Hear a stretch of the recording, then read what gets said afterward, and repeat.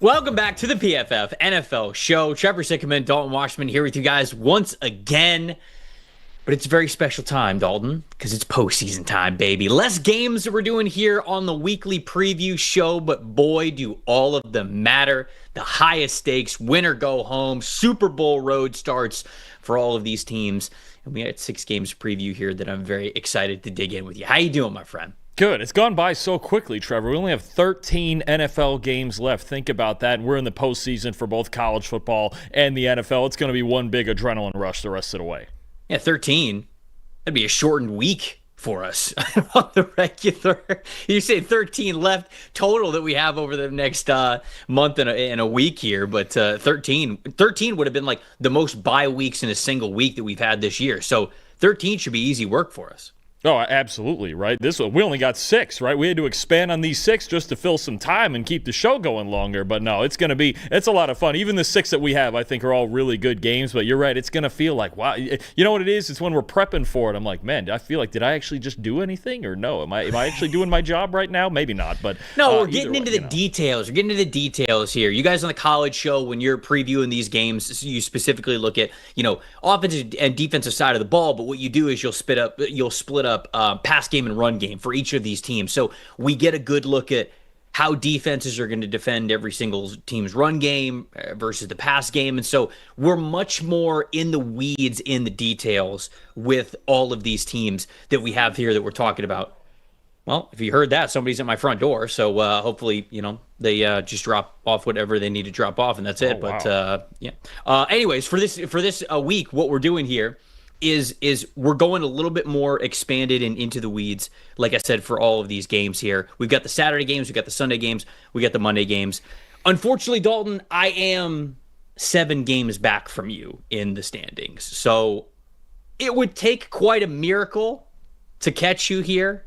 I have 2 games that I'm different on you in this week. So maybe we'll start off hot. Maybe I'll get these 2 games, and hopefully we'll see what happens after that. Listen, you never know, Trevor. 7 games up with 13 to go. I'm sure my New York Mets have blown a lead like that at some point. So maybe I end up following suit. You end up catching me by the Super Bowl. We'll see where it goes.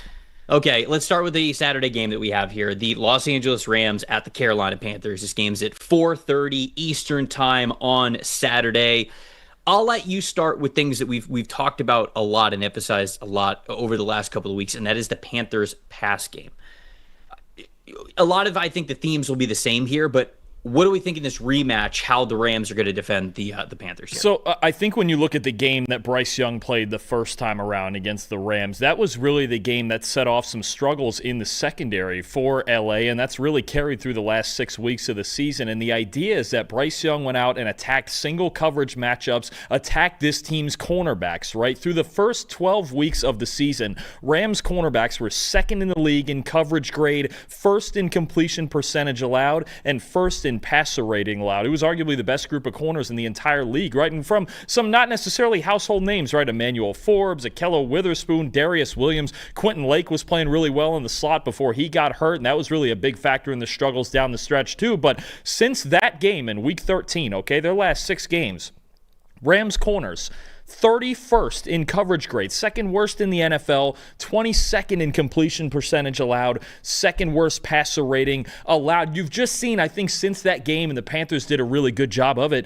these Rams corners have been getting isolated in single coverage. Teams have been taking shots. They've been attacking them more often on the outside. And again, if they can get Quentin Lake back in the slot, I think that can stabilize some things a bit. But the guys on the outside have to play better, right? When you talk about Emmanuel Forbes and that crew on the outside, they've got to be better than they were in the first game. You remember the signature play of the first game was the game-winning touchdown from Bryce Young to Terron McMillan. Emmanuel Forbes man coverage on Terron McMillan. Young takes the deep shot on 4th down, throws the game-winning touchdown. So I really think, it goes back to a preseason concern we had about the Rams.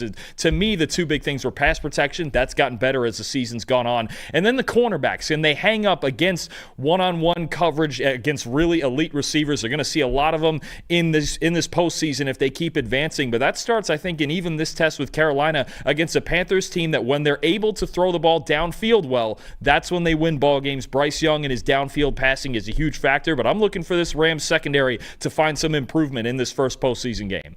Yeah, the Panthers have to stay aggressive, right? You and I have talked about that so much over the last couple of weeks that if they basically have to win the game on Bryce Young's arm, like that's basically been it. And when we look at the other side of things for the Panthers' run game, because I dug a little bit deeper into that, Panthers run blocking. So specifically, before we look at the overall run game, let's look at the run blocking, right? The guys up front, and I think Carolina has a good offensive line, they really do. But weeks 1 through 8, their run blocking was an 80.5 as a team. It's probably one of the best in the NFL. It's probably a top 5 mark, maybe even a top 3 mark when it came to their run blocking. 9 through 18, so the second half of this season, 66.9 overall run blocking grade. So I think that when you look at the issues that they've had, inside zone, man blocking and gap scheme, run plays, pull lead, like all of those above 77.0 run blocking grade in the first half of the season. And then inside zone now is the only one that's above 70. So they're just a totally different team right now. The pull lead plays that they've had in the run game have really struggled in the second half of the season. And I think it's just a combination of a lot of things. I think that the running backs aren't really reading things the way that they need to. I think the offensive line's just not quite in tune with one another. The chemistry just hasn't been as good. But I think that goes into the fact that the Panthers are not a balanced football team. And quite frankly, I don't think they have been really much at all this season. Either the run game has been phenomenal, like it was at the beginning half of the season, sort of the middle part of the season, and they were really able to lean on that for some of their wins, or Bryce has been playing incredibly well. They put a lot on his plate, and they're able to have a really good day in the passing game. I don't look at this Carolina team and think, yeah, what a great run and pass combination. And even for teams that are a little bit more run heavy or a little bit more pass heavy, each week it could be something that's a little bit different. You get a lot of the best teams in the NFL. They're very complementary. And I think the reason why the Carolina Panthers for 10 straight weeks had win, loss, win, loss, win, loss is because there's nothing complementary about what they're doing. If during the stretch where they were a run-heavy team, if the run game wasn't there, the pass game couldn't pick them up. And then a couple of weeks later, when they were more pass-heavy, okay, well, if the passing game wasn't executing the way that they needed to, there was no run game to lean on. So that's my biggest problem with the Carolina Panthers, is that you just don't know what team you're getting. If you tell me that we're getting a good offensive day out of the Panthers, either way, like from a run perspective or a pass perspective, I tell you that this game could be pretty close. Heck, one of the games where they were passing the ball really well was against the Rams. And they hit some really big chunk plays, some really big explosives in that game.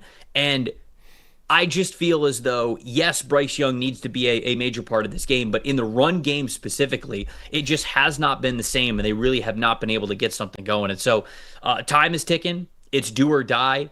They've got to figure out how to be a lot more balanced as a team, because it cannot be just so much of one or the other. What about the Rams side of things? What do you want to talk about for their offense? So I'll talk about their run game and how their offensive line has really been dominating all year. And to be honest with you, the Panthers did not show much resistance to the Rams running game in the first time around. 7.2 yards per carry in that game. And how the Rams do it is they lead the league in running those duo double team runs up front, right? They get those double teams going. They get straight downhill with Kyron Williams and Blake Corum, and they just dominate you physically. And that's exactly what they did against the Panthers the first time around. Over 8 yards a carry against Carolina when they ran duo in the first game. They really, again, there wasn't much resistance up front. The two things, and you mentioned the first one, and Bryce Young and trying to add balance to this offense, but the other thing that's going to determine the Panthers' fate, to me, is the run defense. If they don't win the turnover battle 3-0 in this game, then what happens? Can the run defense keep them in this one? I'm not sure they can do that, because the Rams, when it comes to running duo schemes, they don't just do it a lot. They're the best team in football at it. They lead it with a 41% rate.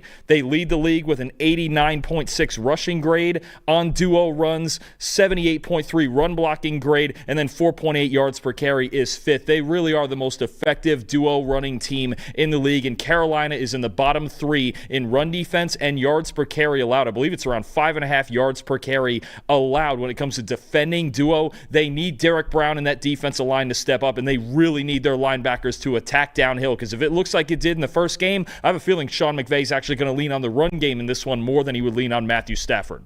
It is fascinating just how the Rams have shifted from being more of a zone blocking team like they were when McVay first got the job there. And obviously coming from the Shanahan tree, that's what a lot of people talk about. But you and I have even, mentioned with the 49ers how they're not doing that as much either, Kyle Shanahan himself. But McVay, I think a couple of years ago, it was really the types of offensive linemen that they were acquiring and they were putting in there, guys like Steve Avila, guys like Kevin Dodson, these guys that were much more between the tackles, power, downhill, running offensive linemen.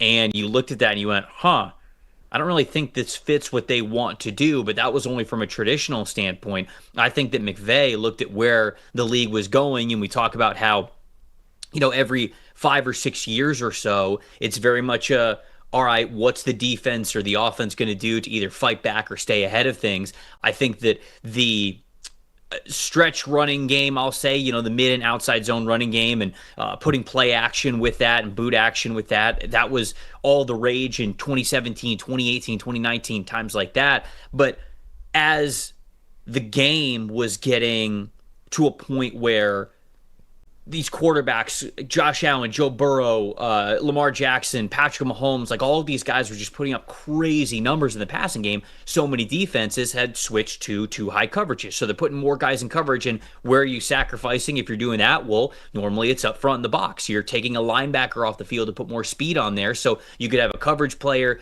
on the back end, or you could add another coverage player to the slot, whatever that looks like. And so all that to say, I think McVay took a look at that and he went, all right, well, you're going to make the box a lot lighter. Guess what we're going to do? We're going to run straight through it. We are going to get a lot of power offensive linemen to now run between the tackles. And so I think, again, 5-6 years ago, you never would have thought that McVay would have done something like that. But now here they are, not only doing it incredibly well, and they're doing it at the highest rate in the NFL. So that is their bread and butter. We'll see if the Carolina Panthers can stop it. On the other side of things for their passing game, I think they haven't been as unstoppable in the passing game, I would say, over the last month and a half than they were throughout the first half of the season and the middle part of the season. And I looked into some of the coverage schemes that they've struggled the most against. And what I found was Stafford has the most turnover-worthy plays and just the lowest passing grade when passing against cover three seam, things that they look somewhat like a 3-high coverage. And the Carolina Panthers, funny enough, run pure cover three, the second most of any team in the NFL, behind only Pete Carroll and the Las Vegas Raiders, which wouldn't shock anybody. But when I went back and I looked at those plays where it was either turnover-worthy plays or just plays where things weren't executed correctly, in between the bad plays, Dalton, there's so much good. I mean, if you're telling me that's the area that Matthew Stafford struggles the most, sure, there are times when he's a little late to see it or the ball isn't exactly placed the way that it needs to, but so very rarely, even in that coverage, is he quote-unquote fooled.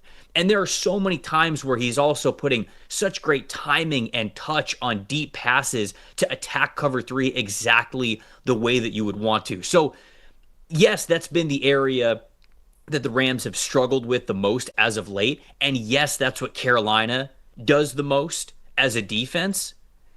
I'm still not really worried about this for the Rams. I'm taking the Rams in this game. 27-17 is the final score that I'm going with. It being in Carolina, obviously, I think gives the Panthers a boost and it'll make it a little bit more fun. But the Rams, I have the most confidence in the Rams to win the Super Bowl this year. And so it wouldn't, I don't feel a way outside of Carolina, again, just shocking the world, them upsetting the Rams here, even as a team that's at home. Yeah, I think it's tough. I think last time when Carolina won this game, they really did all of the things perfectly to barely win that game that they could. They won the turnover battle. They forced 3 turnovers. They got the defensive touchdown. I believe it was from Mike Jackson, right? They found a way to get stops just when they needed to in the red zone as well. I think when I look at this, the Rams are the better team. I don't think it's going to be a huge adjustment for them. I think offensively, they need to come out and really have a similar game plan as they would any week. I don't think there's some big adjustment they have to make. They just have to execute and protect the football better. I'm not going to call it out 35-7 like I did last time, but I am going to go 31-17 LA. I think they take care of business. Yeah, it's growth. That's growth from you. That's good. That's important. We're working. Yeah, but it's like you said right before we get on to the next game. So much went the Panthers' way in that game. So much. And I don't want to say like it was luck. They forced a lot of that. They executed. They played, like you said, almost a perfect football game. Dalton, they won by 3. They needed all of that to win by 3 against the Rams. I think if these teams play 9 times out of 10, I think the Los Angeles Rams beat them. Or sorry, if they play 10 times, I think the Los Angeles Rams beat them 9 times out of 10. Is this going to be that one-off time? I kind of felt like that one-off time was in the regular season, so that's why I'm confident in the Rams here, but we'll see what Carolina is able to do. The Saturday night game, the Green Bay Packers traveling to Chicago.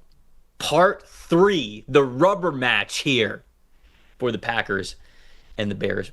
Where do you want to start with this one when it comes to the Bears offense? I think when you talk about the Bears, it starts with the run game, right? It starts with Joe Thuney and Drew Dahlman and Darnell Wright in this offensive line and them trying to create explosive runs and really physically dominate you on the ground so they don't have to ask Caleb Williams to do too much. Right now, obviously, in the last game against Green Bay and in several others, they've asked him to get him through the fourth quarter of these games. But at the end of the day, Ben Johnson's first goal is to be the more physical team on the field. And I actually think the Packers have done a pretty nice job of limiting the Bears' explosiveness in the run game. In the 2 games that they've played, the Bears have had 52 design carries for 245 yards. That's 4.7 per carry, which is obviously solid, but as long as it's not up around that 5.5, 6 mark against Chicago, you're feeling pretty good. No rushing touchdowns in those 2 games, and only 3 explosive runs by design, and one of those was actually a backwards pass to DJ Moore. So they've only handed the ball off twice in 52 carries against Green Bay and gained at least 10 yards out of it. Green Bay, what they have done is really stack the line of scrimmage in both of these games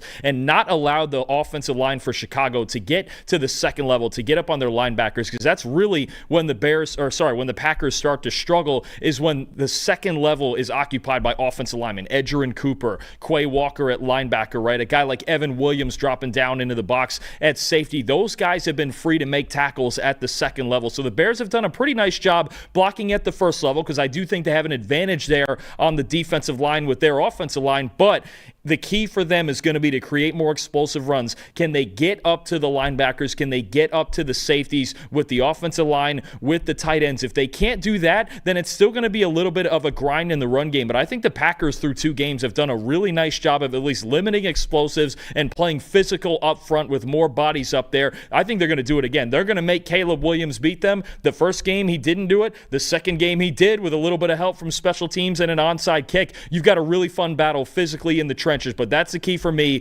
Look out for the Bears offensive line and whether or not they can get to the second level, especially in these outside zone schemes. Yeah, I agree with you. That's job number 1 for the Packers, is they have to be able to handle the Bears in the run game, because just like we saw with all those Detroit Lions teams when Ben Johnson was the offensive coordinator with Detroit, if you don't stop that, they're just going to keep spamming it like they're playing Madden. It's like, all right, well, I'm just going to keep – they're not going to call the same plays like you would in Madden, but I'm just going to keep doing the same thing until you stop us on the ground, and then we'll get into the rest of things and see if we can make the game interesting. So I agree that is job number 1, not only for the Packers to stop it, but I think for the Bears and Ben Johnson just to say, hey, we're going to go with the easy thing. We're really good on the offensive line. We've been really good at getting push. If you can't stop it, we're going to continue to do it. But if they do that, and it does become a game where Caleb Williams got to win it for them, boy, is he glad to have Colston Loveland playing the way that he is. Colston Loveland's been unbelievable during the second half of this season, and really specifically over the last month, and if you want to go even more narrow, the last 2 weeks. 16 catches for 185 receiving yards over the last 2 weeks.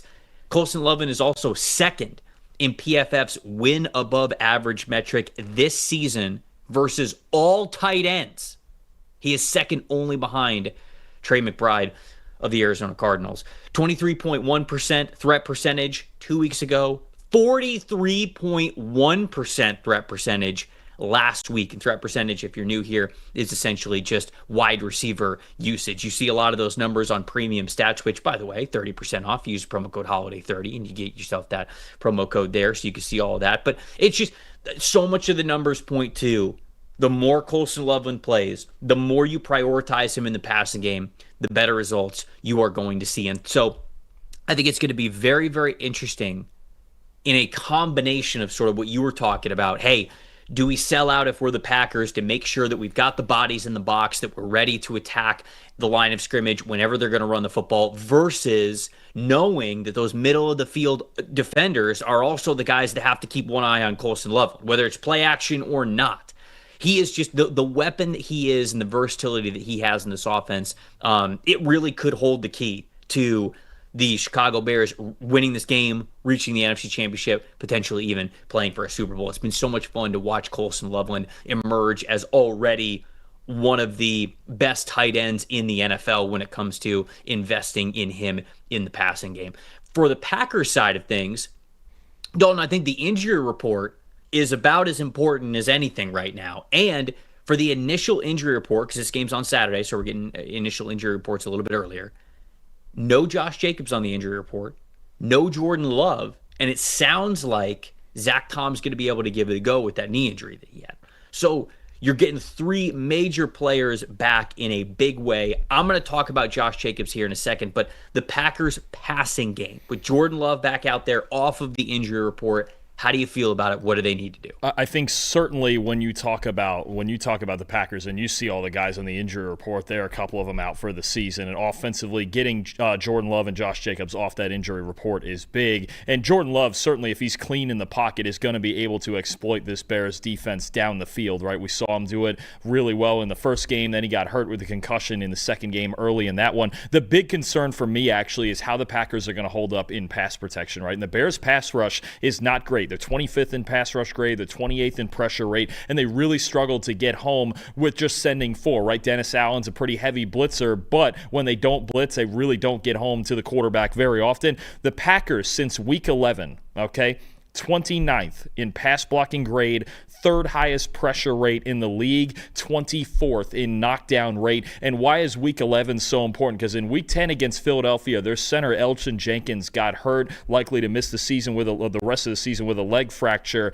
And you're talking about ever since then, the communication's been off. They've had to move Sean Ryan to center. They're playing a rookie and Anthony Belton at right guard. Zach Tom's been in and out of the lineup. They've had a hard time picking up blitzes. So I do wonder if Dennis Allen is going to get creative, especially to attack the interior of that offensive line with Ryan playing center, Anthony Belton if he's going to continue to play guard. Maybe if Tom gets back, then you put Jordan Morgan in there at right guard, but you're still shuffling things around there, and I still don't think guard is Morgan's natural position. So when you look at this, to me, it's going to be about, for the Packers passing game, keeping Jordan Love clean. Can they do that behind this makeshift offensive line? If they cannot, then you put him in danger like you did last time, because that's when he got hurt. That's when he got the concussion against Chicago in that second game. The protection just has not been as good. Since Elgton Jenkins got hurt, the communication hasn't been as good, and they really are going to have to figure out how to pick up Dennis Allen's blitz packages in this game.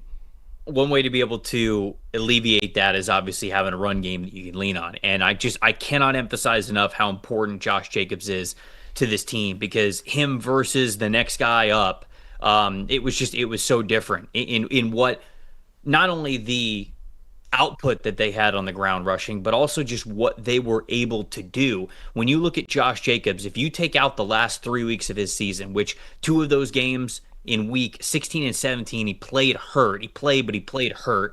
And then in week 18, he didn't play at all the rest.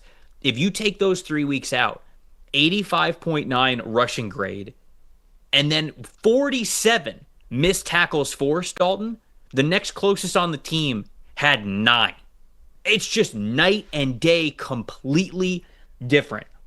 Man blocking concepts, gap scheme, run blocking concepts between the tackles went from their highest graded rushing grade as a team from their running backs at an 83.2 to their lowest to a 42.3 with Jacobs in and out. So over the last 3 weeks, and whether Jacobs has been in there or not, what they have not been able to do is run power between the tackles the way that they have wanted to. And the reason why is because Josh Jacobs has great footwork. He has great vision. And so when everything is so chaotic, when there's so many bodies in between the tackles, some backs just don't really have that anticipation to their game to be able to navigate that and wait for blocks to be able to manifest. And okay, here's the open space, and just be able to see and feel that really well. It's absolutely an art.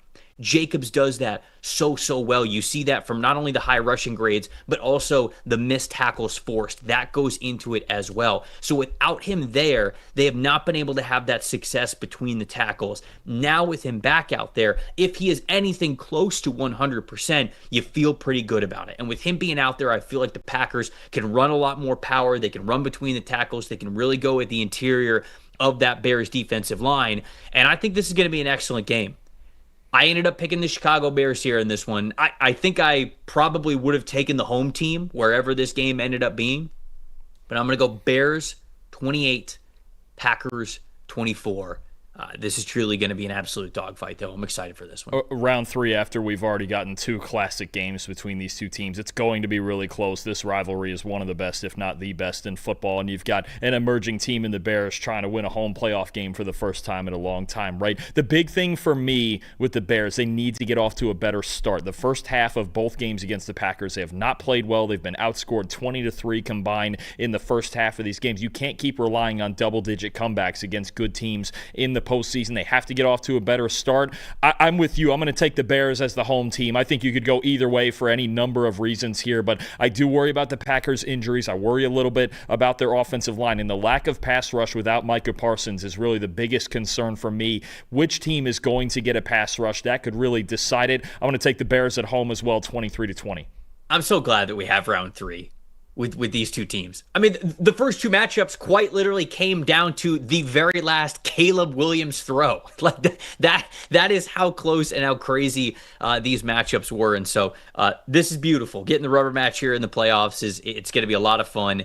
I love when we get division matchups in the playoffs like this. It just amps it up so much. These teams know each other so well. This is going to be such a fun matchup. Okay, before we get to the next one, before we turn the page over to the Sunday games, our game plan of the week, presented by Western and Southern Financial Group, a game plan for your financial future. Dalton, I'm going to steal your point here, and I think the game plan of the week for the Los Angeles Rams is to run the ball right down the middle of that Carolina Panthers defense. Why? Because they're good at it, and it alleviates the opportunity for Carolina to be able to pounce on their mistakes like they did the first time these teams met in the middle of the season, and being able to just stick to exactly what you're good at, keep the Carolina's offense off the field, be able to just run the ball at will. If the Rams can do that, I think it'll be a much easier day at the office than you would normally expect from a playoff team. And so that, to me, is a big-time game plan for them to be able to lean into. Just like every team win starts with a great game plan, your future should too. With life insurance built like a championship roster, Western and Southern helps protect you and your family so you can focus on winning today, knowing that tomorrow is covered. Whether you're just starting out building your dynasty or looking to lock in long-term protection, their coverage options are designed to match your game plan. Visit westernsouthern.com/PFF to get your free life quote and start building your financial game plan. Western and Southern, built to win, backed by over 130 years of helping people protect what matters most. First game of the Sunday slate is the Buffalo Bills traveling to Jacksonville to take on the Jaguars. And for this one, we get a fun trench matchup on both sides of things. For both offensive lines and defensive lines, there's a lot to break down, so we had to get our guy Terron Armstead back with us here on the show to break all that down. Let's hear what he had to say about this one.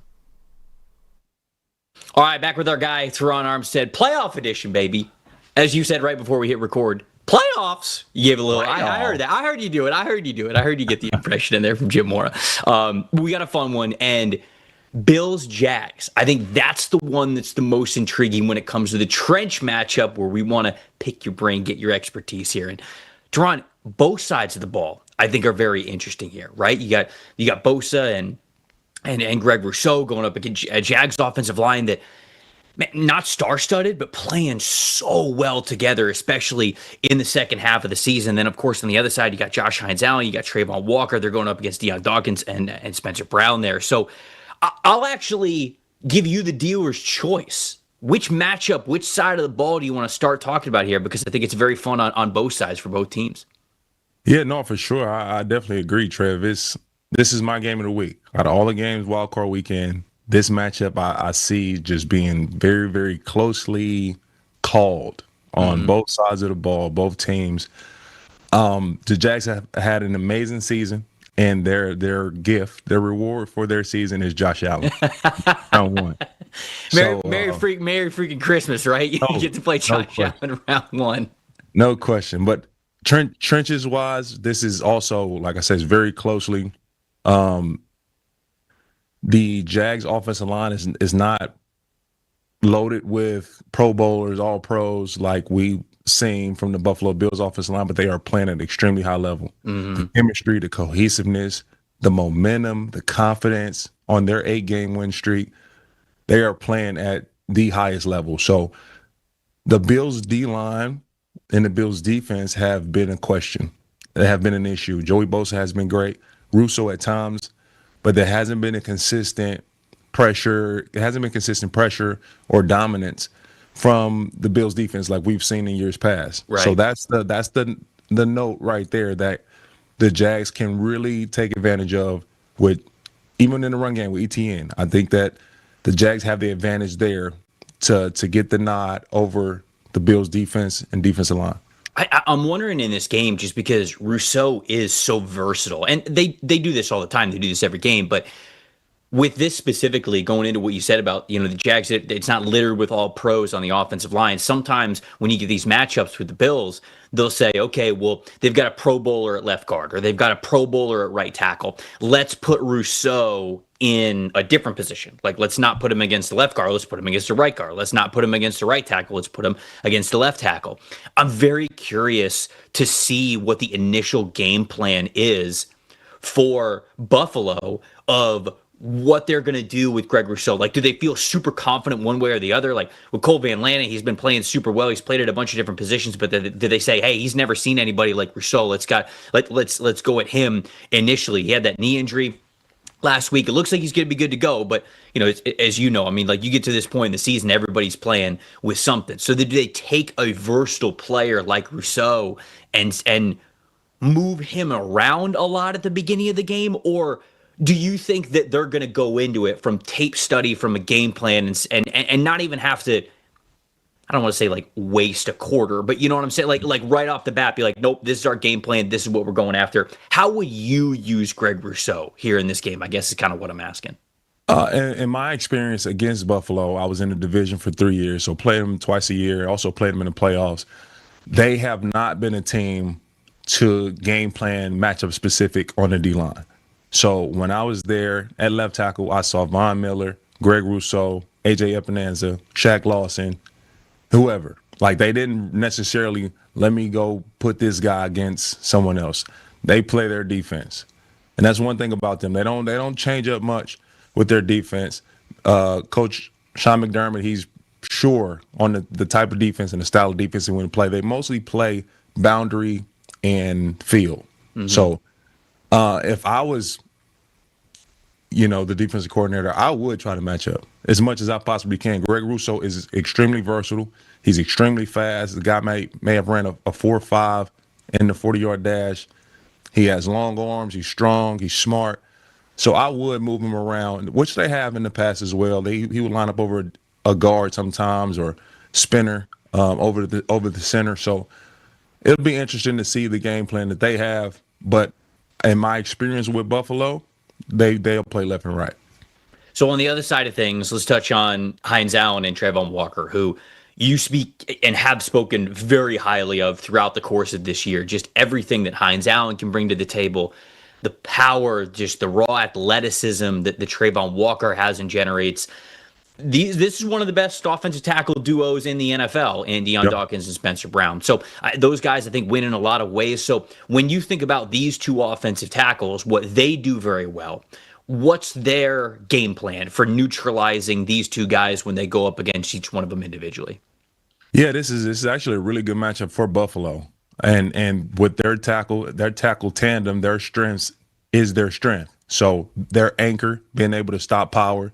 So you're going against guys in Josh Hines Allen and Trayvon Walker, who's power. Josh Allen is speed to power. So we're going to see him and Deion Dawkins clash several times in this matchup. Trayvon Walker will do a little bit more movement than Hines Allen would. He had a long arm opposed to just straight two-hand bull rush. But Spencer Brown, Deion Dawkins, these guys are massive humans. They anchor very, very well. So this matchup favors the Bills tackles when it comes to those one-on-one matchups on the outside. Man, I can't wait for this one. I agree with you. Game of the week, matchup of the week. As hot as the Jags are right now, getting Josh Allen coming to town, the trench matchups on both sides of the ball, man, this one's going to be a ton of fun. All the playoff games are going to be a ton of fun. I'm so glad that the postseason is here. Terron, thanks for hanging with us, and we'll see you next week, my friend. Yes, sir. Appreciate you. Let's start our portion of this preview with the Jags passing game. Dalton, talk to me about what you're looking forward to seeing with the Jags pass game going up against the Buffalo Bills secondary and their coverage. So I think when you think about the Bills schematically, it's a lot of two high coverages, right? A lot of cover two, a lot of rotating the safeties, but generally Sean McDermott and Bobby Babich, what they like to do is keep two high safeties back there and disallow you from taking those deep shots down the field, right? It's worked for them for so many years, and then if they can force turnovers, that's a big plus. Now, Trevor Lawrence, I think one of the biggest areas of improvement this year has been his ability to attack and beat two high coverages. Trevor, this season, an 86.4 passing grade against two high coverages, fourth in the NFL, the seventh highest average depth of target when he's facing two high coverages, seventh highest in the NFL, 9.2 yards, I should say, on the average depth of target, seventh highest in the NFL, not afraid to attack them, and 15 big-time throws against two high safeties, most in the NFL. What Trevor Lawrence has done, especially down the stretch of this season, and we've talked about the confidence and the aggression that he's played with, even when he gets two high safeties, he is not afraid to layer the football through zone coverage. I'm not sure anybody in the league right now is throwing the ball in the 15 to 30-yard range better than Trevor Lawrence, because he's layering it over that second level of the defense, over the linebackers and in between safeties. He's got the ability to make any throw on the field with the right velocity and arc, and he's just not afraid to challenge those coverages because he has the arm talent to make any throw on the field. You see so many quarterbacks in the league, down in college, at any level of football, when they see two high safeties back there, they immediately get into check down mode. Trevor Lawrence is not doing that right now. The Bills are one of the best teams at deploying two high coverages.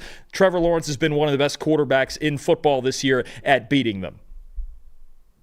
It also makes me nervous, right? Just because how long can he be this on fire? Obviously, like if he continues to play at this level, I think we're talking about the Jags playing for the Super Bowl. But I think for the Jags run game, the theme that I'm about to say is basically the theme for them throughout their entire playoff journey, however long it lasts. Can the run game just be enough? Because the Jags are red hot right now, and you mentioned Trevor Lawrence, and that passing offense is a big reason why. The run game is not. I thought through the first half of this season, there were flashes where the run game was kind of coming along, and they were at least very efficient. But since week 9, so the second half of this season, Jags, 68.2 rushing grade as a team. It's 29th in the NFL. EPA per rush, it's 23rd in the NFL. And if you just want to shorten the sample size to the last month, well, what have you done for me lately? 65.0 rush grade, so even worse. They're 28th in the NFL in that sample size, in that range. And their EPA per run is 25th. They're 29th in missed tackles forced with just 10 over the last month. And I just think that the run game isn't very dynamic right now. And I don't think it's fair to ask the run game to all of a sudden be dynamic out of nowhere. Like, let's ask the Jags to all of a sudden have a lot of explosive plays or force a lot of missed tackles. I just don't think that that's going to happen for them. All you're really asking for Jacksonville's run game at this point is, can you be enough? Can you be complementary when you need to be? 3rd and 2, we call a run play. Can you pick it up? All right? If it's an incompletion on first down, you got 2nd and 10, because offensive coordinators like to run on 2nd and 10 when they don't pick up anything on first down, when they're passing the ball on first down. Can you make it 3rd and manageable, right? Is there just an efficiency point of how you're running the ball? Don't think about overall output. Can it be efficient enough?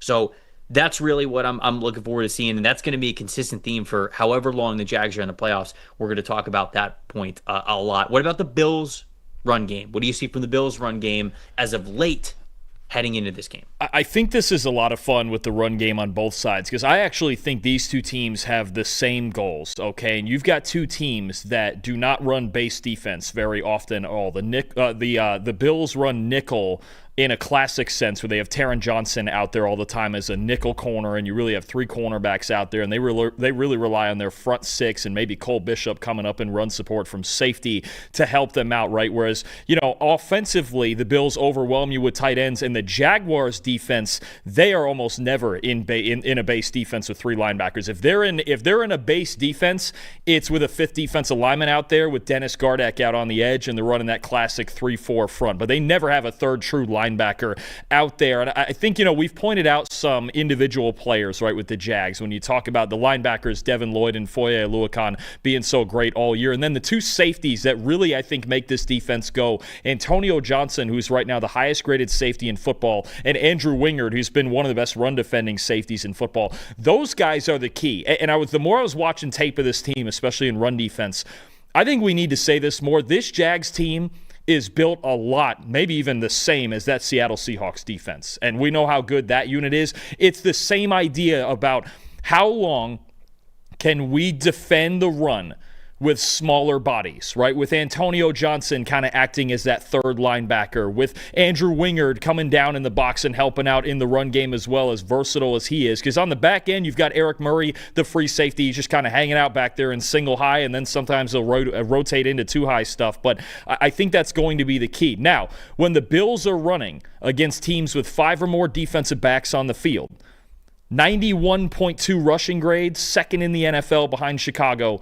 4th in the NFL in yards per carry, 5.5 yards per carry. The Jaguars, and this is why their defense has been so good this year, one big reason for it is that they can stay light in personnel and they can still stop the run. 11th in the league in run defense grade with 5 or more DBs on the field, and 4.5 yards per carry is the 7th fewest in the NFL. That's what I want to see. How can either team, but especially Jacksonville against James Cook in this Buffalo run game and all those tight ends they throw at you, how long can they stay light in the box body-wise? It might have a higher head count in there when you talk about 7 and 8 in there with Johnson and with Wingard, but how long can they avoid having to put a third linebacker, or how long can they avoid having to put a 5th defensive lineman out there? I think that's a huge turning point in this game, is if you get this Bills offensive line, and then you get Dawson Knox and Jackson Hawes, especially up front, dominating those lighter bodies and getting to the second level, the Jags are going to have a real problem. But they've been working around it all season. Again, with Johnson and Wingard, I think are the two keys to this game for Jacksonville on defense. If they don't get dominated at the second level and they play as fast as they have been in recent weeks in run defense, I think the Jags are going to be okay on defense, but that's the big battle to me on both sides. And even look at it from the Jacksonville run game side, right? Bretton Strange, Johnny Munt, 2 of the best blocking tight ends in the NFL. How can the Bills' light box handle Jacksonville's run game getting downhill? I think there's opportunities for both teams to succeed offensively in the run game, but that's going to be the key. How long can those two teams stay in those personnel packages on defense? I think the Bills' tight ends honestly tell the story of this game, not only from a personnel perspective, like how they'll complement and impact the run game for the Bills, but also just in the passing game as well. You see on the screen that even though Buffalo is on the road, they are the favorites in this game. They are 1.5 favorites here, and the Jags at home are getting 1.5 there. And I think the reason why is because they just trust Josh Allen. They're trusting the quarterback in this situation, but when you look at how Josh Allen has played and this Bills offense has played, the big play passing has not been there for them the way that I think we just normally think of when it comes to the Buffalo Bills. Second half of this season, okay, Josh Allen has a 4.7% big time throw percentage. Dalton, he has not had a season-long big time throw percentage below 6% as a whole since his second year in the NFL. So, since he broke out, since he's just been the Josh Allen that we all know today, it has not been nearly as low as what it is this season. He has 23 total big-time throws in the second half of this season. Or, sorry, that's I think, total this season is 23. And his total big-time throws over the last couple of years were so much higher. You see the numbers in the 40s, the 50s. It's almost double what it is this year. It's just not the same. 5 big-time throws over the last month specifically, That's tied for 17th in the NFL. So this big play passing Josh Allen just has not been there. Not that he's not capable of it, but I think there's a lot of things that go into that, specifically the receivers that he's throwing to. His 3.15 time to throw over the last month, that would be the highest since his rookie season. So I think that he is not throwing the ball deep down the field nearly as much, and he's holding on to the ball a lot longer, because he just doesn't trust these receivers. We've talked about that throughout the whole season. It's like, okay, like there's a couple of guys that you can trust here and there in certain situations, but when the going gets tough, when your back's against the wall, who do you trust? And I don't know if Josh Allen trusts anybody. However, the Bills' tight end passing game is by far their highest return on investment this season. Dalton Kincaid has missed 5 games this year with injury. He missed last week's game due to a knee injury. They're hoping to get him as healthy as possible for this game because I think his presence means a lot. Dawson Knox, Dalton Kincaid, Jackson Hawes, getting these guys on the field for 12 and 13 personnel, not only because it helps out the run game with extra blockers going up against the Jags playing a little bit lighter in the box, but also, Dalton, because quite frankly, the highest passing and receiving grades for the Bills have come when running their offense through tight ends. So to me, the Bills tight ends hold the key to all of this, because if they are not comfortable, healthy, executing, whatever word you want to use, when they are in those heavier sets, well then, like you said, they're going to allow the Jags to play lighter and faster, which is what they want to do on the defensive side of the ball. And quite frankly, the passing game without the tight ends, with Dalton Kincaid specifically, it just hasn't been what the Jags have needed it to be to win football games. So to me, it just all comes down to the tight ends for the Bills. I just think the Jags are playing too well right now. If this one was in Buffalo, I'd probably go with the Bills. But with it being in Jacksonville, with as good as Trevor Lawrence has been playing, and with as good as this defense has been playing, we mentioned on the grade release show that the Jags over the last month and a half have the highest coverage grade of any team in the NFL by a lot. Give me the Jags, 28-27. I'm going, the cowards, 1-point win here for the prediction, but it's because I respect this game so much, and I think it's just going to be a lot of fun to watch. I'll be honest, I agree with what our good friend Terron Armstead said there in that clip with you guys, is that I think this is the best game of the weekend. I do. I think this is going to be a fantastic game. You've got Josh Allen, who's one of the great playoff performers we've seen in recent years, and Trevor Lawrence, who's the hottest quarterback in football right now. It is in all likelihood going to come down to a moment apiece for each of those two guys, but something about the Jacksonville run game, too. I know it hasn't been great down the stretch here, but if you were going to get right, you would do it against this Buffalo run defense that has not been good all season. I think the Jaguars have more avenues of winning, whereas the Bills, it's just, at the end of the day, it's going to be, all right, Josh Allen, go win this game at some point. Maybe they have the success in the run game, but the Jags have a blazing fast run defense. They get after the football, they tackle well, and they even play really well in coverage. I'm curious to see if the Bills can find anything down the field and over the middle of the field with those tight ends, with as well as the Jags have been covering the middle of the field all season. They need a healthy version of Dalton Kincaid in the passing game, but right now I'm with you. I think Jacksonville all around has a better football team, and then they have to deal with Josh Allen as the ultimate equalizer. But I'm going to take Jacksonville at home as well, 27-24. I was saying to Terron before we recorded, I think if Jacksonville wins this game, they're going to the Super Bowl. I think that if they knock off Josh Allen, and if they play really well in this game to start things off, I think they're going to be able to ride that momentum, and I think they're going to represent the AFC. Well, that still might include road trips to New England and Denver. No, That's I know. I know they won in Denver once already. It's not as easy as just saying, like, oh, we can sim the games, we're good to go, don't need to play the AFC playoffs. But I think that if they win this game, the confidence that it will mean that they have played well enough to beat the Buffalo Bills, which are still a really good football team. And two, the confidence that you get from knocking out that quarterback, knowing that Mahomes and Burrow and Lamar Jackson aren't waiting for you in the next couple of rounds. I think Jacksonville makes it to the Super Bowl if they win this game. So we shall see. 49ers are traveling to Philadelphia to take on the Philadelphia Eagles. We talked about this being probably the toughest draw of any team playing anybody in any of these playoffs. Maybe you could argue the Panthers drawing the Los Angeles Rams, but the Panthers beat the Rams, so I don't even know if that's true. This is a tough one, though, for where the San Francisco 49ers are right now, especially on the defensive side of the ball, and I think it's because of the potential that the Eagles have in the run game. So, Dalton, talk to me about the Eagles' run game. It's been disappointing versus expectations of what it has the potential to be, how does it look against San Francisco? What do you think about that side of the ball? Looking at the Eagles' run game for this game this weekend, this was the easiest, simplest prep that I had to do, because I can sum it up with this. If you're Philadelphia, get under center and run the damn football. Just hand it off to Saquon Barkley 30 times. I would get him 30 carries in this game, Trevor. It's very, very simple. This 49ers defensive line, they should not be able to match up with this Philadelphia offensive line in the run game, especially if they can get in heavier personnel and they get under center and they just get straight ahead with Saquon Barkley. And look, the 49ers, their second-level defenders, the linebackers, and the secondary, which took a hit with Tatum Bethune now being out for the season, that's a group that does well to prevent explosive runs and yards after contact. It's a good tackling group, but if you're the Eagles, you bang your head against the wall, you win this game 6 yards at a time. And I was looking at the Eagles under center rushing numbers. Now, they run so many sneaks with the tush push and then kneel downs winning all these games and things that I had to take that out. So what we're going to do here is we're going to exclude quarterback sneaks, kneel downs, and the occasional scramble from Jalen Hurts when we're under center, okay? So this is essentially turn around, hand the ball off to Saquon Barkley and Tank Bigsby. The Eagles, 4.9 yards per carry under center, 6th best in the NFL. 1.7 yards before contact per carry, 5th in the NFL, and a 14% explosive run rate. That's 3rd in the league. The problem is they have the 4th fewest carries if you take out sneaks and kneel downs from under center in the league.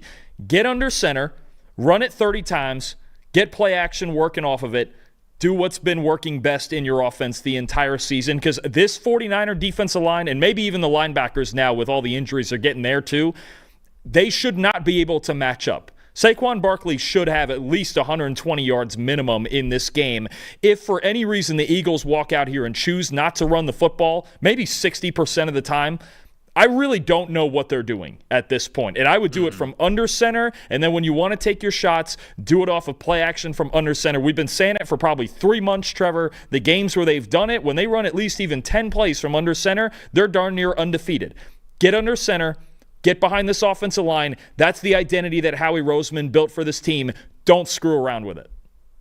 I agree with you 100%. And it's kind of one of those things where if they don't do that, you got to question what Kevin Patula, their offensive coordinator, is seeing. And I know the Eagles fans already do that, but this is kind of this is the time to actually lean into it more so than any other week that you have had so far this season. And if they don't do that, you're starting to lose faith in basically anybody that you're going to have the right game plan for this team the way that it's currently constructed. For the Eagles passing game, I think it's pretty simple, right? It's just don't turn the ball over. And that's what Jalen Hurts is pretty good at, right? Controlling the ball, not putting it in harm's way. Yeah, they're taking their occasional shot, but it should be that. Set up the run the football. The running the football should be the first, second, and third plan for this team, and then the shot plays on top of that when you get to play action and when the defense starts to creep in to defend the run, because we figure that that's going to be the case with the San Francisco 49ers, because they're going to need to reallocate more resources to try to defend it, because they just haven't been good at it throughout the course of the season.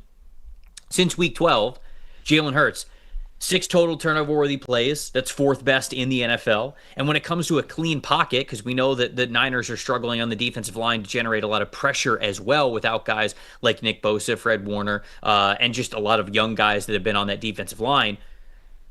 Hurts, 78.6 and 77.7 passing grades with no pressure and no blitz.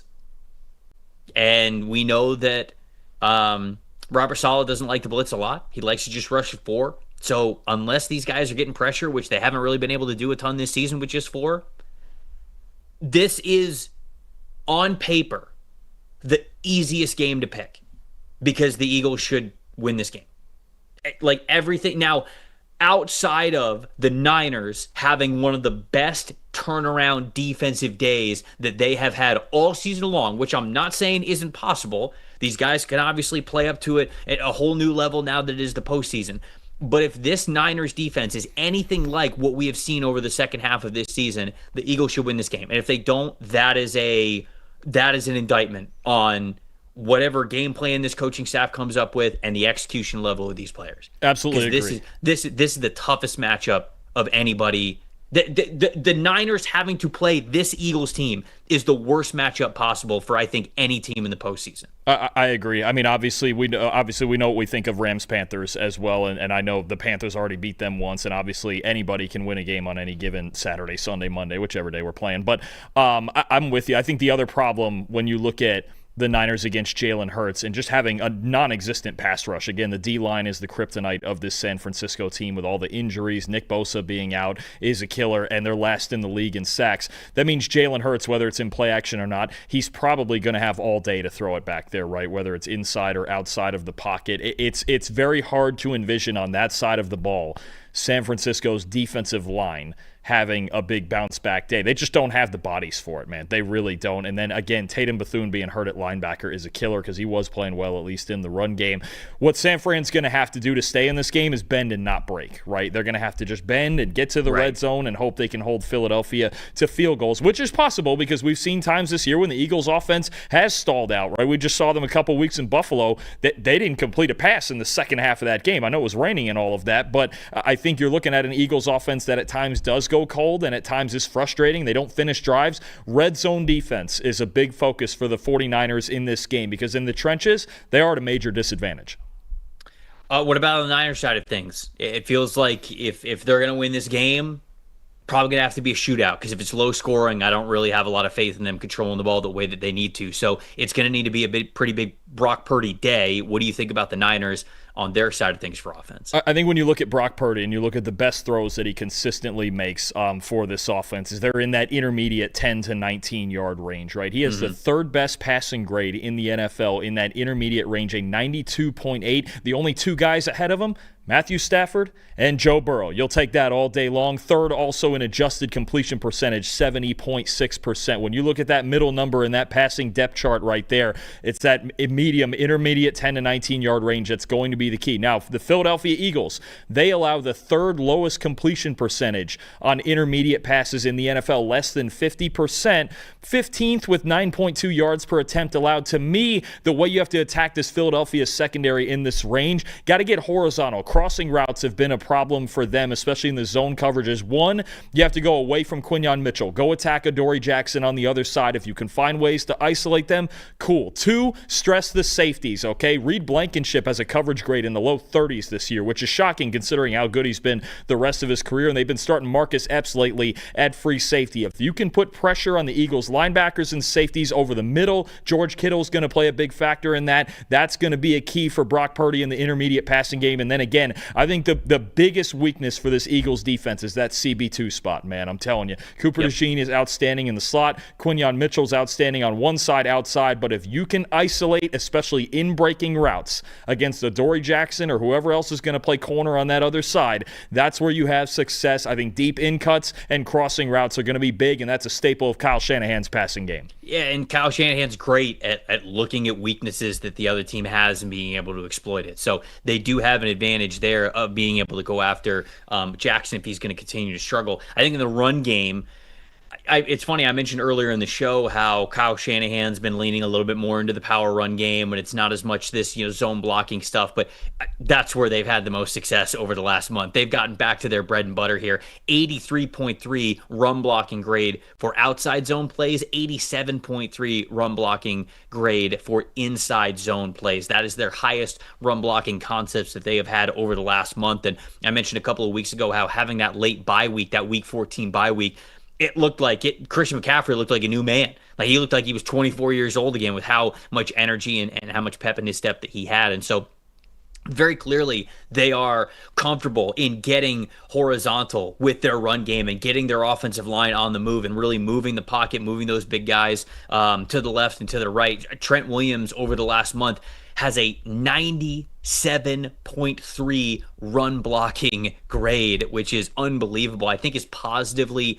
graded run blocking plays is almost 30% to single digits, like 4 or 5% in the negative range. Just unbelievable how much of an impact player he once again is for this offensive line. And so following him and certainly getting George Kittle back and the blocking advantage that he has as a tight end attached to the line of scrimmage or as a wing back for split zone plays, the Niners have the ability to really stretch out the Eagles defense. And I think that's pretty key. Now, DeJean, Quinion Mitchell, Adoree Jackson, the safeties, like none of these guys are terrible in run defense. So it's not like, okay, well, if we get to the outside, the secondary guys can't tackle, they can't defend the run. They can. I don't think there was anybody, it was either over the last month or month and a half, I don't think there was anybody on the Eagles defense that had a run defense grade below 60. And remember, 60 is like a neutral grade. Like that's the average, the neutral grade for anybody. Anything below 60, you're below that average, you're below neutral, you're more of a negative presence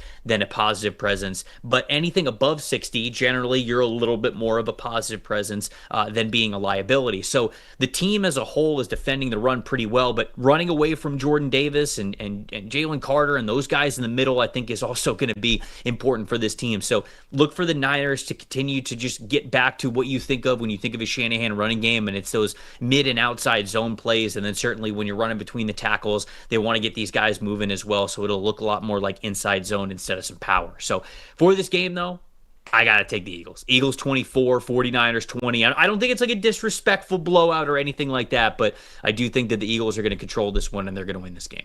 The 49ers have to, like I said, they have to make stops in the red zone to hold the Eagles to 3 points at a time. And then they do have to create explosive plays against this defense. And the Phillies defense has not been giving up many of those down the stretch of the season here. I'm with you. I think Philadelphia, that trench advantage that they have of their offensive line, especially if they get Lane Johnson back this week, their offensive line against San Fran's defensive line, I think that makes the biggest difference because I just don't see – it would be tough for me to think – and especially with as much as Robert Saleh just doesn't blitz at all, it would be tough for me to think they get a consistent pass rush on Jalen Hurts, and I think there is a chance that, look, Philadelphia, again, win this game 5-6 yards at a time. You might not pop off 30 and 40-yard runs consistently like you did last year, but bang your head against the wall, keep chopping wood, stay in the run game, and I'm telling you right now, if it's me, the goal is Saquon Barkley, 30 carries. If you want to get Tank Bigsby involved, cool, but I'm running the football to a win here for Philadelphia, 23-17 Eagles. I can't remember if you mentioned this when you were talking about it, but I agree with you. Holding the Eagles in the red zone is going to be huge in this game. The problem? Eagles are the number one red zone team in the NFL this season. 70% touchdown red zone conversion percentage. That is some impressive stuff. Talked a little bit earlier in the show about a PFF Plus subscription and things that come with it. By the way, Holiday 30s, how you get yourself 30% off for that PFF Plus subscription. The PFF Player Prop Tool is one of those things that you get. Here's a little video to show you exactly what goes into that and how you can use it. Check it out. Everyone's got takes. Numbers have truth. And the truth is, most people are betting with emotion. Sportsbooks feed on it. TikTok gurus sell it. The hype machine runs on it. That's how you lose. PFF is different. You're betting with winning data. The same data trusted by all 32 NFL teams and the sharpest minds in the game. PFF betting tools take every prop, every matchup, every angle, and run them through our custom models. Built on the best football data in the world. What comes back is your edge. Simple, sharp, and built to win. Want to go deeper? PFF puts a pro-level analytics department in your hands, giving you the same insights teams use to find every advantage. Build your game plan with matchup analysis. Project every snap, every matchup, and every edge before kickoff, because the smartest plays start long before Sunday. Hit rates show how a player performs against their prop and against defenses built the same way. It's the data that gives you real confidence in every pick. Next, Key Insights translates PFF data into the story behind every matchup, giving you the why that powers your bets. From coverage schemes to defensive looks, it's the context that turns raw numbers into winning decisions. When you're ready to take action, filter through every prop on the market and focus on the opportunities that matter, by game, matchup, or value. Then, shop for the best available line in your area and tap your book of choice to place the bet instantly. Everyone's got takes, but now you've got truth. Bet with data, win with PFF.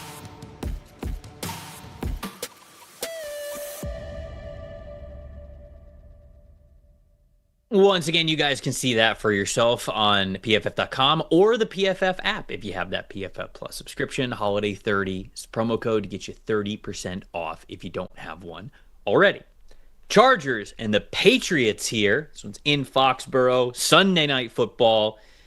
Dalton, let's talk about the Patriots passing game and Drake May, the MVP candidate, how he has played this year as a major breakout superstar. What are you expecting from him here in this game against the Chargers? He's certainly played like an MVP candidate. He's been attacking downfield all season, no matter who he's been playing against. And now you got a really interesting battle between Drake May, who wants to attack down the field. He's been one of the best deep passers in football this year, against Chargers defensive coordinator Jesse Minter and all of the zone coverage that he throws at you, right? The Chargers are as good as any team in football. It's not impossible. We saw C.J. Stroud do it a couple of times a few weeks ago, but they're as good as any team in football at preventing those deep shots down the field because they run the third highest rate of zone coverage in the NFL. That group of safeties back there, they're really good. When you talk about Derwin James and Tony Jefferson, R.J. Mickens when he's healthy, Elijah Molden, they just do such a great job of rotating, confusing quarterbacks, and keeping things in front of them the vast majority of the time. But Drake May against zone coverage this year has been absolutely elite, okay? 91.1 passing grade. Second in the NFL behind who? The guy he's fighting for the MVP with, Matthew Stafford. 74.9% completion rate. Best in the league. 9 yards per attempt. Best in the league. And 18 big-time throws. 7th most in the NFL. So he's not just dinking and dunking his way around the chains. He's attacking zone coverage downfield. A lot like I talked about in an earlier preview with Trevor Lawrence, not afraid to do it, the ability to make every throw on the field, and I'm just curious to see this matchup with May and Minter. How often can Drake May take shots downfield? Or we've seen in a couple of games, I think about the second Buffalo game, they played a lot of too high. They were able to keep things in front of them and really slow Drake May down in the second half of that game. Which side of those two things is going to win? The elite passing of Drake May against zone coverage, or Jesse Minter and his ability to cover downfield and keep things in front of them? Man, there's been so much talk, understandably so. You laid it out there of why everybody talks about the Patriots passing game and what Josh McDaniels is doing with Drake May and how much fun it's been to watch. Very quietly, over the last month, Dalton, this is the best rushing team in the NFL. 91.0 team rushing grade from the Patriots over the last 4 games. That is best in the league. Ramondre Stevenson has a 92.9 rushing grade during that time. Trayvon Henderson, right below an 80. I believe it was about a 77.5 for the rushing grade that he had. Drake May getting involved in the run game as well, just over 80, about an 82.5 rushing grade during that period of time. They have an elite rushing grade in those man and gap scheme run blocking concepts between the tackles, pullers, just duo, whatever that was, just between the tackles, running downhill, those power running concepts. Now the Chargers, 75.1 run defense grade over the last month. Some of their guys on the interior are defending the run pretty well. The guys on the edges are defending it pretty well as well. But my X factor here in this game is actually their safety / honestly Swiss Army knife do it all defensive player in Derwin James, because James has the second highest run defense grade of any player on their team. He also has the second most run defense snaps of any player on their team. And when you think about Derwin James, I think a lot of people think of just like the athleticism, right? How great he could be in coverage, especially for a player his size, how fluid he is, how explosive he is. What I'm super impressed about with him is how he takes on pullers. Now, it's a little bit different because the Patriots, when they're running power, it's not like a pull lead play where they're getting their guys all the way out beyond the tackles to the sideline, to the numbers, and that stuff. But I think that he could be a factor for them in between the tackles as well. With how good he is at taking on pullers, even when they're offensive linemen, I think they're going to try to get him to play a lot more at the true second level with the linebackers to really just focus on, hey, if there is a pulling offensive lineman, a pulling guard, a pulling center, a pulling tackle, whatever it is, like the Patriots like to run, neutralize that player. Take him head on and let somebody else clean it up. And he has just been so good at doing the dirty work and doing that over the last, I think, second half of the season. Maybe it's just the whole season in general was the scope that I was looking at. But as of late, he's been excellent at it. And I just think that has been an area that the Patriots have really leaned on and had a ton of success. And I think Derwin could be an underrated neutralizer in the run game and the run defense part of it. Because if you don't stop the run, well, boy, you're going to have a bad day at the office because the Patriots are going to be able to put 30-plus up on you. So I think that much like, who are we talking about this for? what was it, the Bills? No, the Bears, where it's like, hey, you have to stop the run game first, or Ben Johnson's just going to keep doing it. For the Patriots, I think it's the same way. If you don't stop the run, you don't even really have to worry about Drake May that much. I mean, they're just going to continue to run the football, and they're going to continue to run it well like they have over the last month. But I think Derwin James is the X factor there. What about the Chargers and their run game here in this one? I think you get such a big split. I've talked about this before. Obviously, the struggles of this Chargers offensive line with so many injuries and ineffectiveness and things like that. The big split with the Chargers in their run game is whether they can get outside or not. Okay, they are not going to be able to run between the tackles on this New England team, especially with as good as New England is at defending the run between the tackles. Right, they're very good when runs are boxed in. They're really, really good. They're really good tacklers. If Robert Spillane is healthy enough to play in this game, huge factor. I don't think the Chargers will win on the inside, but when they do get off tackle with Amarian Hampton, with Kamani Vidal, they're a lot more effective, right? They put a lot of tight ends out there. They put Scott Matlock, the big 300-pound fullback out there, and they try to leverage you. They try to leverage you with these power schemes to get outside. So when the Chargers get off tackle, 4.6 yards per carry is 10th best in the NFL. 12.7% explosive run rate is 8th. So they're still, even despite their offensive line issues, a top 10 team when running to the outside. This is where New England has struggled more this year against off-tackle runs. They're 17th in yards per carry allowed. They're 19th in explosive run rate allowed. I think a big reason for this, and this is going to be crucial if Harold Landry's not in there off the edge, if Robert Spillane's not there at linebacker, the second level, that linebacker level for New England, I like some of those players. Spillane, Jelani Tavai, another one. They're not very fast. They don't move laterally very well. It's really a group of downhill linebackers, right? Jack Gibbons is in that mix too. It's a group of downhill linebackers that's very comfortable from C-gap to C-gap, right, within the box. But if you can get to the sideline, and I think Amarian Hampton and his speed, now that he's healthy on the outside, is going to be a big, big factor for the Chargers and their success in this run game. If they can break contain and leverage this defensive line and find their way out towards the numbers in the run game, I actually do think the Patriots could have a real problem, because the second half of the season, their run defense has not been that good, and it's because they can't defend on the outside at the second level. They just don't have the speed at linebacker to run laterally like that. That's what the Chargers are going to want to do again in this game. Get to the outside and then work the play action off of it with Justin Herbert in the vertical passing game. When it comes to the Chargers passing game, it's the obvious. Like, I would love to talk about the weapons that Justin Herbert has the ability to throw to, how well he has played this season despite unideal circumstances, but it's those unideal circumstances that really are the major point of what this game's going to be. Throughout the second half of this season, the Los Angeles Chargers are dead last in the NFL in PFF pass blocking grade, which is a 53.4 overall grade. And when you look at Justin Herbert this season, he goes from being a really good passer when he is kept clean to a 40.3 overall passing grade when he is not. And I think the reason why is because that grade tanks a lot, because a lot of times when he's getting pressured, he's not just getting pressure from one area or one offensive lineman's missing an assignment. It's multiple guys. It's multiple players getting in the backfield, and that's really hampering his ability to play well under pressure at all whatsoever. I've got faith in Mike Vrabel and what he's able to cook up on that defensive side of the ball to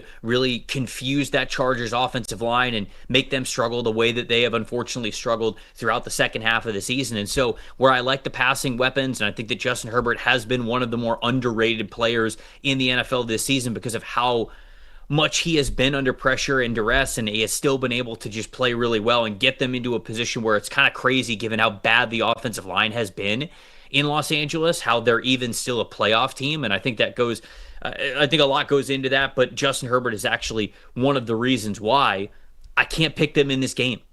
I cannot, if I'm going to sit here and, like a lot of people say, that the game is first won and lost in the trenches, I can't pick the team that not only struggles in the trenches, is dead last in the trenches, in the area that matters most, especially for keeping up with a very potent offense like the New England Patriots have. I'm going to go Patriots 27, Chargers 17 here for this one. You may not be able to do it, Trevor, but I can. You're going to take the Chargers.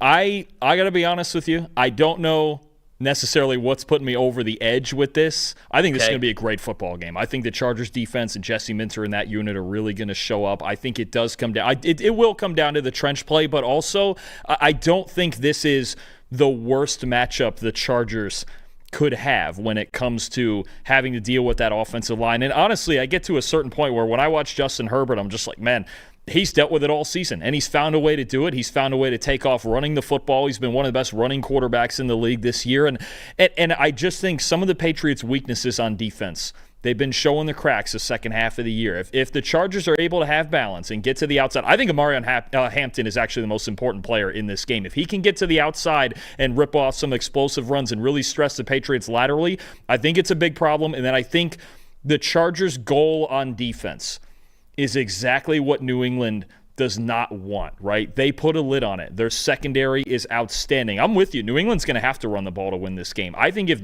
they're put in a situation where Drake May is just going to have to drop back and throw the football into the teeth of the secondary, that's where the upset might start to happen there. You saw it against Buffalo in the second game, late in the game. You saw it for a while against Baltimore, and then Baltimore just has no pass rush to speak of, so May had enough time to throw through it. Maybe those experiences get him through it. I might be dead wrong in this. I mean, their Chargers are underdogs for a reason. They're taking the longest trip you possibly could out to New England. I'm going to take the Chargers 23-20. I think Herbert gets it done. I think their defense gets it done. Set up round 3 with the Denver Broncos in Denver. Well, I'm glad that we're different on one game, and I think that we're going to be different on another one here. The final game that we're talking about is the Houston Texans traveling to Pittsburgh to take on the Steelers, who, in thrilling fashion, last kick of the regular season, get into the playoffs. Now they get DK Metcalf back, which we know how big of a difference maker he is for their passing game. But before we talk about the passing game, let's talk about the Steelers' run game. What are you looking for here for Pittsburgh when it comes to the ground game? Yeah, even with DK Metcalf back off the suspension, they're still going to want to have some semblance of balance and be able to run the football, right? And when you have Arthur Smith as your offensive coordinator, that starts with outside zone running. And when you look at how the Steelers have developed their run game as the season has gone on, it's been pretty solid. Their outside zone run game since week 7, okay? 75.7 rushing grade, 7th in the NFL. 5.7 yards per carry is the 3rd best in the NFL. We don't think about the Steelers being this rushing juggernaut like the Bears or the Lions or some of these other teams, right? And they've been getting it done the second half of the year, and 14.3% explosive run rate is 8th best in the NFL. Now, the Houston Texans, they've done an outstanding job all season of containing these outside zone runs. 3.3 yards per carry allowed, 2nd best in the league. 3% explosive run rate allowed. Best in the NFL. Why does that happen? Because you got 2 outstanding edge players in Will Anderson and Danielle Hunter who force cutbacks. That's exactly what you're going to see. The Texans don't put 5 defensive linemen on the field because, honestly, they don't have to. They got these monster edge defenders who keep contained as well as anybody in the league, and they force cutbacks back into the big guys like Tommy Togiai and Sheldon Rankins in the middle, and then Aziz Al-Shire and Henry To'oTo'o clean things up at linebacker. That's what they do. They don't let you break contain at all. And I'll tell you right now, don't even bother running a Will Anderson side. That's not worth your time. If you're going to try anything, try Danielle Hunter, try Derek Barnett when he's out there on the field. Don't even bother with Anderson because you are not turning the corner on him. You're going to have to cut it back into the A-gap, and you're not going to have a whole lot of fun in there. But it's going to be a really fun matchup between a team who's really figured out their outside zone run game and a team who defends it very, very well. It's kind of hard to play that game with the Houston Texans, right? It's like, all right, well, we don't want to run toward Will Anderson. Okay, well, we don't want to run this way either. Well, okay, the passing game. Well, we want to avoid Derek Stingley, but you have to also avoid Kamari Lassiter. Also, don't run at Kamari Lassiter. Just punt it away on first down. Just punt on first down. Jalen Petrie could be anywhere at any given time. You don't want to throw deep on Kalen Bullock, and it's just it's a phenomenal defense, and that's why I think that this is going to be a low-scoring slugfest, but I don't think that that means that it's going to be a terrible game. I think that it's going to be a very, very fun game to watch, and coaching and execution is just going to mean so much. And for the Steelers passing game, I can sit here and talk about how much DK Metcalf matters to this team, but we've talked about that ad nauseum over the last couple of weeks because we've seen what the passing game, the downfield passing game, was like without him. And now he's back in the lineup, so you feel a little bit better about that. He's going to not only get the targets and the yards and everything, but he alleviates some things for the tight ends and the other wide receivers in the passing game. But specifically, what the Steelers have done throughout the second half of the season, really all season long, that's been independent of DK Metcalf, is they have gotten the ball to the backs out of the backfield in the passing game. Kenneth Gainwell, 2nd most targets, 62, of any back in the second half of this season. The only player that he has less than is Jahmyr Gibbs, who has 64 targets during the second half of this season. Their 86 total targets to running backs, is the most in the NFL over the second half of the season. So if you take Kenneth Gainwell and Jalen Warren, you rope those guys in, like they have the most targets, I think by far, to any team getting the ball to their running backs out of the backfield. Now, why that matters for this game specifically. Azeez Al-Shaair, pretty good in coverage when it comes to guarding running backs out of the backfield. 81.0 coverage grade when running backs are the targets. But Henry To'oTo'o, their other linebacker, has really struggled. 27.7 coverage grade versus running backs out of the backfield as receivers. And so can Aaron Rodgers specifically really pick on that matchup? Because very clearly that's what they want to do and they're comfortable doing it. Can they just set themselves up in ways where they're taking advantage of the Houston Texans in the part of their defense that's one of the few non-elite parts that they have? It actually lines up with what the Steelers can do pretty well in the pass game and exactly what they want to do, to just sort of dink and dunk a little bit at a time, chip away, get down the field, get into field goal range, that kinds of stuff. So I think it is going to be a very low-scoring game. We got an over-under total of 39.5 as we are recording this here on a Wednesday. And I think what the Steelers want to do in the pass game actually lines up pretty well with the ways that you would want to attack Houston. And it's just those little paper cuts every time. And the Steelers are very, very comfortable doing that. And Aaron Rodgers is pretty comfortable recognizing when those opportunities are ripe. What about the Texans, though? Texans passing game. Talk to me about the Texans and how they're going to face off against the Steelers secondary. Real quick, what's really fun about what you just said with the backs and being able to catch the football out of the backfield for Pittsburgh, there for me would be a temptation with the Steelers, even with DK Metcalf back, and the Texans are usually a zone-heavy defense. There would be a temptation for me, kind of like they've done against Buffalo in the past, to switch up and go to man coverage and just lock Stingley on DK Metcalf and let everything else play out the way it is. That is the one reason that maybe they can't necessarily do that, because then you're matching up man-to-man those running backs with Jalen Warren and Kenneth Gainwell on your linebackers, right? So I think that is something that I'm looking for in the Texans' defensive play calling. How often will they go to man-to-man coverage across the board? Or do you play it, kind of like a shadow thing where Stingley is man-to-man on Metcalf and you go zone with the rest of the field? That's going to be a fascinating dynamic to me. As far as C.J. Stroud against this Steelers defense, if he's protected, because that's going to be a big thing for both quarterbacks in this game. If they are protected, both teams with two of the elite pass rushers in the league, how often can C.J. Stroud exploit the middle of the field? He's the 10th highest graded passer in football between the numbers this year, third in completion percentage, third in yards per attempt, and the Steelers have just not been able to defend the middle of the field in the secondary or at linebacker at all. 29.7 coverage grade for Pittsburgh. Third worst, somehow only the third worst in the NFL, which amazes me. 8.6 yards per attempt allowed, 26. Their linebackers, Patrick Queen and Peyton Wilson, have been really struggling. You saw even some of the schematic problems that they had against Baltimore with those two big touchdowns to Zay Flowers in the fourth quarter in Week 18. And honestly, they thought moving Jalen Ramsey to safety would help this cause. It really hasn't. You've seen certain teams, we talked about it about a month ago when they were playing the Detroit Lions. I know they won the game, but Jared Goff just tore them up over the middle of the field, and several teams have done that throughout the season. They're just not very good at defending the middle of the field. And what the Texans do in their passing game, it's a lot of condensed formations. It's Nico Collins moving inside and outside. They have a million different ways to get to a slant route. There's a lot of crossers. There's deep ins off of play action. There's Texas routes out of bunch formations. You have so many different ways that they attack you between the numbers, and that's really been the Achilles heel of this Pittsburgh defense this year, their ability to defend the middle of the field. If C.J. Stroud finds a rhythm in there, again, with Nico Collins, Dalton Schultz, Jaden Higgins, anybody else in there that wants to contribute, he's going to have a big day in the passing game, but he has to be protected first and foremost. If he is, look for him to attack the middle of the field. For the Texans' run game, I found some very interesting trends and numbers here, Dalton, because I think some people might look at this and be like, the Texans can't run the ball, okay? Like that part doesn't matter. But for playoff games, everything matters. Like like every little bit, every little, chess move matters. And if you can find an advantage or a lack of advantage, like or a weakness, you're going to attack that. So for the Texans, we know that their offensive line isn't the best, and we know that their run game has not been very dynamic this season. Over the last month, so small sample size, but it is the most recent sample size that we have for the Texans going into this matchup.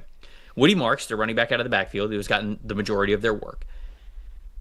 Of the highest frequency of run blocking concepts that they have, man and gap scheme run blocking concepts between the tackles, and also inside zone, Marks has a 70.0 rushing grade, which is fine, which is good. So between the tackles, that has been where he has been best. That's his highest rushing grade.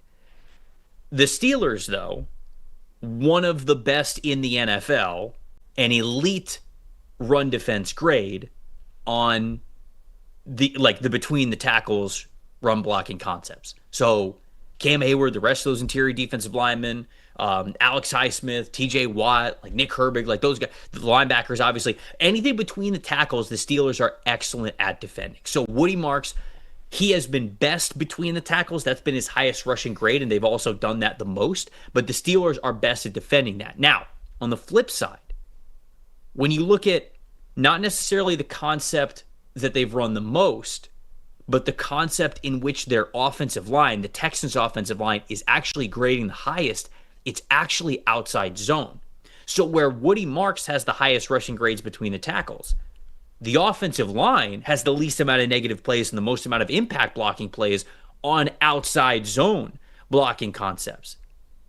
The Steelers, that is their worst run defense grade as a team. They just have a 50.3 overall run defense grade when defending outside zone over the last month. So I'm wondering if we get a little bit of a shift here in what the Texans might want to do. If they look at the teeth of that Steelers defense and say, hey, we've run most of our concepts between the tackles because Woody Marks he's got those quick feet and he's able to navigate between clutter and chaos pretty well. So we're okay with doing that.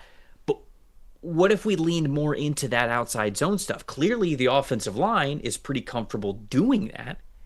And you'd also be attacking the Steelers in that part of the game where they are the weakest. It hasn't been the trend that they've been doing the most, but do they switch that into something that they have been more efficient at? So that is just an intriguing part of this run game. Are they going to be, I don't want to say stubborn, but stick to what they've been doing lately, just going straight at where the Steelers are best between the tackles? Or do they get a little bit more flexible and try to run to the outside? That is something that I'm really looking forward to seeing. I didn't think I'd be doing this, Dalton. I'm taking the Steelers. I'm taking the home team. You're going with I'm taking Pittsburgh. 20-17, final score. Give me the Steelers here in this one. Get a little upset. That's an interesting call. I do think this game, a 3-point spread either way, is probably about right. And I think you have two teams that are probably more similarly built than we think. The Texans all around on defense are a little bit better, especially on the back end, and the receiving core is deeper. But when you have two teams with pass rushes like this, I'm with you. I think it's going to be ugly. I think it's going to be low scoring. And I think at the end of the day, it comes down to how the two quarterbacks either mitigate or handle pressure in the moment, right? Aaron Rodgers, we know, with the extremely fast time to throw, and if he's going to see a lot of zone coverage, it's going to be a lot of underneath. It's going to be a lot of yards after the catch, and then it comes down to the Texans and their open field tackling, which has been very good all year. On the other side, when C.J. Stroud has those opportunities, especially to attack the middle of the field in a relatively clean pocket, he's got to make the throws, because there are times this year we've seen, you've mentioned this before, I think it was the Raiders game, he's just had some misses that we're not accustomed to seeing, right? I think when he's in a rhythm and he's really feeling confident, he looks really, really good out there and a guy who could lead this team to an AFC title. I'm going to take Houston 20-17. I think a little more well-rounded. I think their pass rush will bother Rodgers a little bit more than Pittsburgh's will bother Stroud. I think Stroud can work around it. He's got more options to do so, especially downfield. But it would really behoove either of these teams to get off to a good start. Whichever team scores first in this game is going to be at a big advantage, because to me, it's about who can unleash the pass rush first. Who is the team that can pin their ears back, right? Think back to the Texans-Chargers game, right? Get up 14-0. The game was essentially over from there because all they had to do was just keep letting it rip up front. That's the goal for both of these teams. They're both front runners with great pass rushes. Who gets to it first? I think the first quarter is huge. Whoever scores first is huge. And then it comes down to which quarterback, if we are in a close game late, who performs when the heat is really on in the pocket.